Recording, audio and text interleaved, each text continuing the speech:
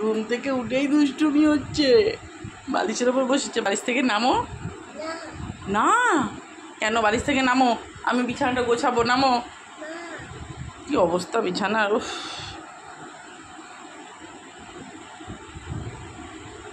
মাঠে ঘাটে চাষ করে বেরিয়েছে একেবারে। হাসি পাচ্ছে কেন তো? হ্যাঁ, ঘুম থেকে উঠে তো হাসি পাচ্ছে, ব্যাপারটা কি? দেখি আপকে ইন খুবসুরত হাসি কা রাজ ক্যা হ্যায়? আরে বাবা, চুল চুল বড় হয়ে গেছে তাই ক্লিপ কিনে দিতে হবে। আচ্ছা আচ্ছা, ক্লিপ দেবো না। তুই কি বলছিস আঙ্কেলগুলোকে, কি বলছিস? কি এসি ঠিক হয়ে গেছে তাই? এবার কি হাওয়া পাবি? হ্যালো বন্ধুরা, কেমন আছো তোমরা? আশা করি তোমরা সবাই ভালো আছো। আঁকি লাইফস্টাইলে তোমাদেরকে স্বাগত জানাই। এই যে ঘুম থেকে উঠে গেছে আঁকি, ঘুম থেকে উঠে শয়তানি আরম্ভ হয়ে গেছে। আর এই যে এসি সারাই করার লোক এসছে, এসিটা অনেক নোংরা হয়ে গেছিলো, তাই ক্লিনিং করা হচ্ছে। আর কি সকালবেলায় উঠে আজকে বিশেষ কিছু রান্না করিনি, বড় মেয়ের আবদার ছিল একটু বিরিয়ানি করে দাও, ডিম বিরিয়ানি, তাই করলাম। করে আঁকিকেও তাই খাওয়ালাম, যে না ওকেও তাই খাই, কেন ওকে তো আলাদা কিছু দিই না, এটাই ওকে খাওয়াচ্ছি। আর তার সাথে আমি একটু খাচ্ছি, কেন ও তো এতটা খাবার খাবে না। দুইজনে খাওয়া দাওয়া করে নিয়ে তারপরে সংসারের কাজে লেগে যাব, যা টুকিটাকি কাজ রয়েছে তার মধ্যে একটু মেয়েটার সাথে একটু দুষ্টুমি করব। বন্ধুরা, কালকে আমি যে কথাটা তোমাদের বলেছিলাম যে বাচ্চার খাওয়ানোর ব্যাপারটা, আপেল সিদ্ধটা, অনেক মায়েরা কিন্তু আপেল সিদ্ধ ঠিকঠাক মতন করতে পারে না। আপেল সিদ্ধ কিন্তু যখনই করবেন খোসা সহ সিদ্ধ করবেন, আলাদা করে কোনো সিদ্ধ করবেন না। খোসা ছাড়িয়ে নিয়ে সিদ্ধ করলে ওর তো ভিটামিন সবই বেরিয়ে যায়, যেন খোসা সহ সিদ্ধ করেন, কেন খোসাতেই তো আসল প্রোটিন থাকে। আমি আঁকিকে তাই করতাম, খোসা সহ সিদ্ধ করে নিয়ে পরে লাস্টে ওকে ম্যাশ করে নিতাম একটা ছিকনির মধ্যে করে, আর একটা ভালো কন্টেনার মানে স্টিলের বাটির মধ্যে রাখতাম। যখন ওকে খাওয়াতাম তখন দুধের মধ্যে মিশিয়ে গরম গরম ওকে খাওয়াতাম। আর আপনাদেরকে তো আগের দিনে আমি বলেছি যে নিপেলটাকে সামান্য একটু কেটে নেবেন, যাতে কি কোনো গাঢ় জিনিস লিকুইড বাচ্চাদের খাওয়াতে কিন্তু খুব সুবিধা হয়। কারণ নিপেলে যেটুকু ছিদ্র থাকে সেটা দিয়েও গাঢ় জিনিস, গাঢ় তরল পদার্থ মুখে যায় না। কারণ অনেক মারা এটা করে না, কিন্তু বেশি ছিদ্র করলে অনেকে ভাবে কি হয়তো ছিদ্র করে দিলে কী হবে, হয়তো দুধ পড়ে যাবে, এটা কখনোই না। অল্প একটু ছিদ্র করবেন যাতে কি দুধটা খেতে পারে ও, দেখবেন খুব সহজভাবে ওরা দুধ খেয়ে নেবে। বিশেষ করে রাতেরবেলা খুবই অসুবিধা হয়, সব বাচ্চাদের যারা ব্রেস্ট ফিডিং করে না তাদের খুবই অসুবিধা হয়। আমি তো আঁকিকে এখনও রাতেরবেলা দুধ খাওয়া এরকম করে ছিদ্র করে নিই নিবিলটাকে, করে এখন ওকে দুধ খাওয়াই নিই। ওর সাথে সমানে দুষ্টুমি করে যাচ্ছে, আমি কী করবো, ওর সাথে দুষ্টুমি করতে আমার খুব ভালো লাগে।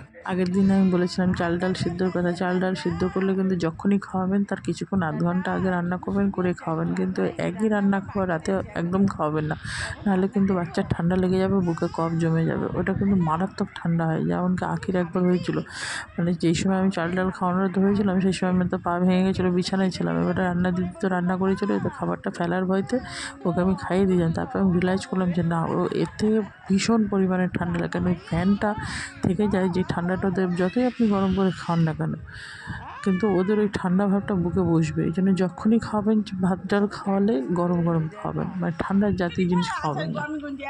এই যে এখানে একটু ওর সঙ্গে দুষ্টুমি করছি, খেলা করছি, ও খেলা করছে, কেন বাচ্চার সঙ্গে একটু খেলা করাটাও দরকার, কেন ওরা খেলা না করলে বাড়বে কী করে। বাচ্চাদের যেমনি ঠিক সময় মতন খাওয়াটা দরকার, যেমনি ঘুমের দরকার, তেমনি খেলাটাও দরকার, ওদের গ্রোথের জন্য সব কিছু দরকার পড়ে। অনেক যারা নিউ মাদের বলবো, অনেক সময় ছোটো বাচ্চা না খুব ঘুমায়। আঁকি যখন 1 মাস বয়সও হয়নি তখন ও 22 ঘন্টা ঘুমাতো। এবার 22 ঘন্টা ঘুমের মধ্যে কী করে খাওয়াতাম? 22 ঘন্টা ঘুমের মধ্যে ডাক্তার বলতো যে ওকে বিরক্ত করবেন না, যে ওরা যত ঘুমাবে তত ওদের ব্রেন ডেভেলপটা হয়, মানে ওদের মাথাটা ভালো করে বিকশিত হয়। তা আমি হচ্ছে কি তাহলে ওকে খাওয়াবো কী করে? তখন উনি বলতেন যে পায়ের নিচে টোকা মারবে, একটা টোকা মেরে ওকে জাস্ট কোনো রকম তুলে ওকে দুধটা খাওয়াবে, সে ব্রেস্ট ফিডিং হোক, বোতল হোক, যাই হোক না কেন। আর আমি আঁকিকে 9 মাস থেকে ডিম দেওয়া শুরু করেছিলাম, মানে ডিবিয়ান কুসুমটা দিয়ে শুরু করেছিলাম। ওকে কুসুমটাই খাওয়াতাম, আর সাদা অংশটা খাওয়াতাম না, কারণ সাদা অংশটা হজম হতে খুব সমস্যা হয়, মানে অনেকটা সময় লাগে, আর ওই সময় বাচ্চাদের সাদা অংশটা না দেওয়াটাই ভালো। তার বাদ বাকি সবার ডাক্তার আছে, ডাক্তারের কাছ থেকে পরামর্শ নিয়েই খাওয়াবেন, আমি সেটাই বলবো। আর এমনিতেও মারা সব কিছুই বোঝে, কারণ আমি যেমন একটা মা, আর একজন যেমন মা, এগুলো সব সামান্য নলেজ বলবো যে ঈশ্বর দিয়ে দেন, এই জন্য ওরা সবই বোঝে মারা, যে বাচ্চাকে কখন কী খাওয়াতে হয় না খাওয়াতে হয় এটা কাউকে বলে দিতে লাগে না। তা মানুষের একটা দ্বিধাবোধ থাকে, খাওয়াবো কি খাওয়াবো না, আমার যেমন হয়েছিল। হয়তো ডাক্তারকে জিজ্ঞাসা করে নিতাম। উনি বলেছিলেন যে কুসুমটা খাওয়াবে, কিন্তু তার সাথে হজমের ওষুধটা খাওয়াবে, কিন্তু বাচ্চাদের সেই সময় কি বিশেষ করে পায়খানাটা একটু কষে যায়, হয়তো 2 দিন 3 দিন পর পর পায়খানা দেখি যে প্রায় বাচ্চারই এরকম হয়। আমারটা তো হয়েছিল, নিশ্চয়ই আপনাদেরটা হয়েছে কিনা জানি না সেই ব্যাপারে, কিন্তু আমি ডাক্তারের কাছ থেকে শুনেছি। এই যে আঁখিবাবু চললেন বিশাল কাজিনার, একা একা স্নান করতে যাচ্ছেন। মাকে কোনো প্রয়োজনই নেই। দেখে নাও তোমরা একটু কারা কারা ছোটোবেলায় এরকম করেছো। দেখে মনে হচ্ছে কি ছোটোবেলার কথাগুলো মনে পড়ছে? আমার তো মনে পড়ছে, কারণ আমি ছোটোবেলায় এরকম করতাম। মা বলতো ঠিক আছে জামা খুলে দেবো, জামাটা খুলে দাও।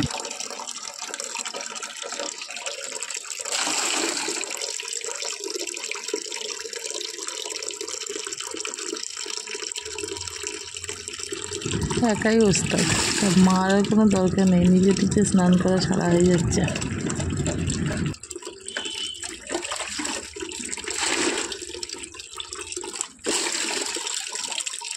হ্যাঁ বন্ধুরা, যদি আঁখির ভিডিওগুলো তোমাদের যদি ভালো লেগে থাকে তো আমার চ্যানেলটাকে লাইক অ্যান্ড সাবস্ক্রাইব অবশ্যই করবে। যদি কিছু জিজ্ঞাসা করার থাকে অবশ্যই কমেন্ট করে জানাবে, আমি আপনাদের সব প্রশ্নের উত্তর দিতে পারবো আশা করি মনের মতন। কারণ আমরা একটা ছোট্ট বাচ্চা আছে, তো আমি কি ফেস করছি, যারা নতুন যারা সাথে মা হয়েছে তাদের নিশ্চয়ই আমার মতন ভয় ছিল। কারণ আমি যখন আমার মেয়ে যখন ছোটো ছিল তখন আমার এরকম ভয় থাকতো।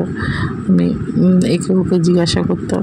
নিশ্চয়ই আমার আরেকটা সন্তান রয়েছে, সেই অভিজ্ঞতা তো আমার আছেই। তা হলো আমি বলবো আপনাদের, যদি আপনাদের কোনো বাচ্চা সম্বন্ধে যদি কোনো কিছু জিজ্ঞাসা করা থাকে অবশ্যই জানতে পারেন যে কখন বাচ্চাদেরকে আমি কী করেছিলাম বা কী মেডিসিনটা খাইয়েছিলাম, তাদের খাবারটা কীভাবে দিয়েছিলাম।